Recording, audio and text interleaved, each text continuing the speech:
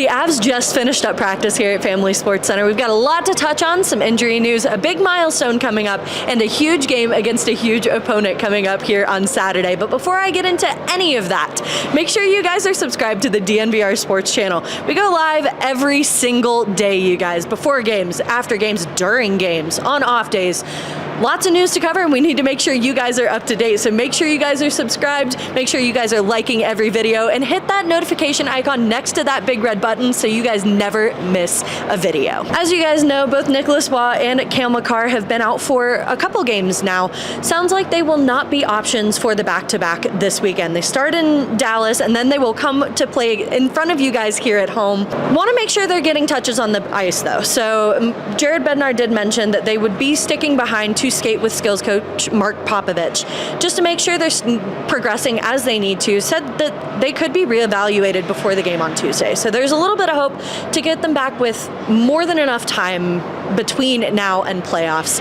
Still some time there to make sure that's progressing as well as it needs to, but will not be options for either of the games this weekend. Getting away from some of that injury news, I don't know if you guys have heard, but there is a huge milestone being hit this weekend in Dallas. Fortunately, he won't be able to do it in front of you guys here in Denver, but Brent Burns hitting that 1,000th consecutive game. That is a lot of games. I don't know about you guys, but being able to play that many alone is astounding. Asked Jared Bednar about that this morning, and his first thought, it's incredible.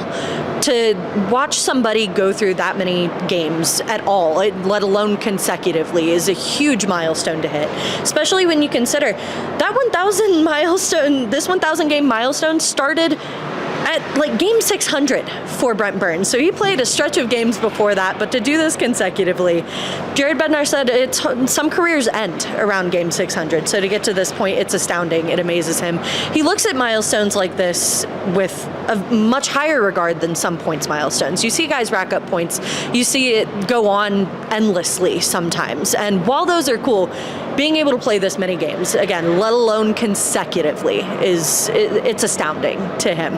Brent Burns, on the other hand, maybe not thinking about that as much or thinking it's as cool as Jared Bednar might be in the moment currently.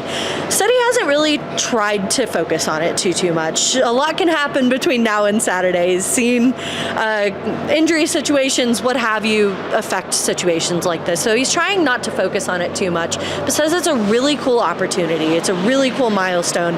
He reflected a lot on the guys and players and personnel that have helped him get to this point along the way. A big person in that being mentioned was Patty Marleau.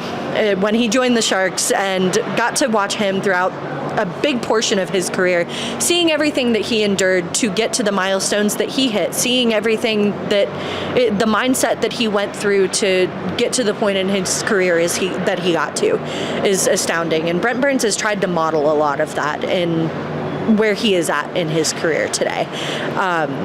Says the mindset, I asked him a little bit about playing through injuries, because going through 100 games at all, there a lot can happen, as he mentioned, and so to do that consecutively, can't imagine what you would have to play through and the things you have to go through and endure as far as your body is concerned, what that might be like. And that mindset is a mindset that he thinks it's a hockey culture.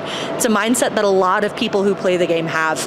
It's a mindset that it's very common, and so he's tried to embody that and gave a shout out to a lot of the coaches that he's had over the years, whether that be in Minnesota, in Carolina, in San Jose, and even here with Jared Bednar, who said that giving a player a leash like that to decide whether or not he's good to go for a game, it just speaks to the kind of player that Brent Burns is and the amount of experience that he's garnered throughout his career and what he's been able to do with his career thus far. And so Brent Burns mentioned that having coaches like that who give him that leash and allow him to make those kinds of decisions for himself, it's been a huge part in being able to get him here to this point. Now, as I mentioned, this milestone is being hit this weekend in Dallas, but before I touch on that big game alone coming up. Make sure you guys are subscribing. Hit that big red button down below. Hit that notification icon so you aren't missing any of the news with playoffs coming up here. We've got a lot of it and a lot of ground to cover between now and then. So make sure you guys are staying up to date, catching all of our live videos by hitting that subscribe button below.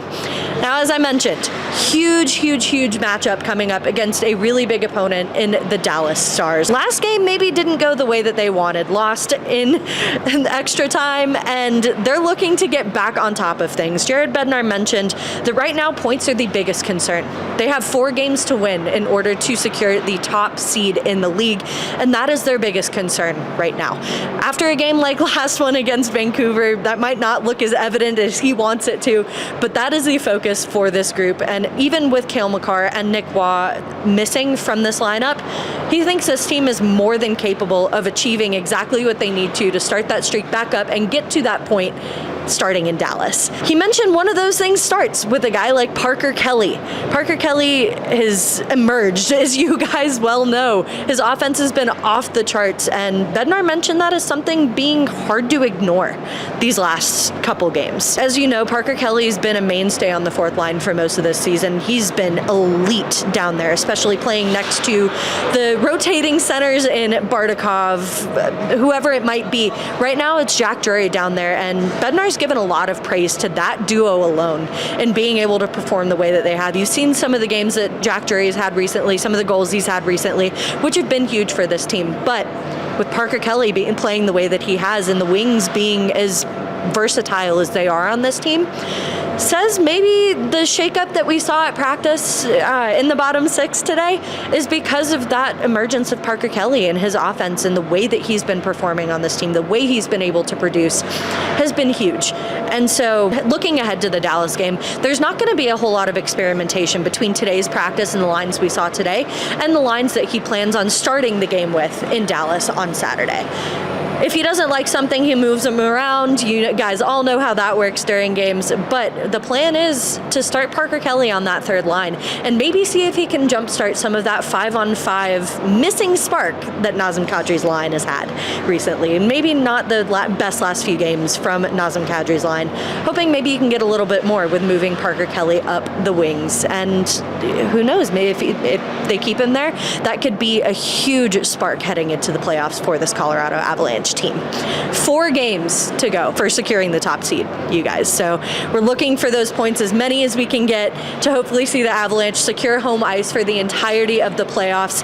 We've got a lot of news to cover between now and then. So again, make sure you guys are subscribed, hitting that big red button, turning on that notification icon so you never miss us going live, never miss a news update like this one.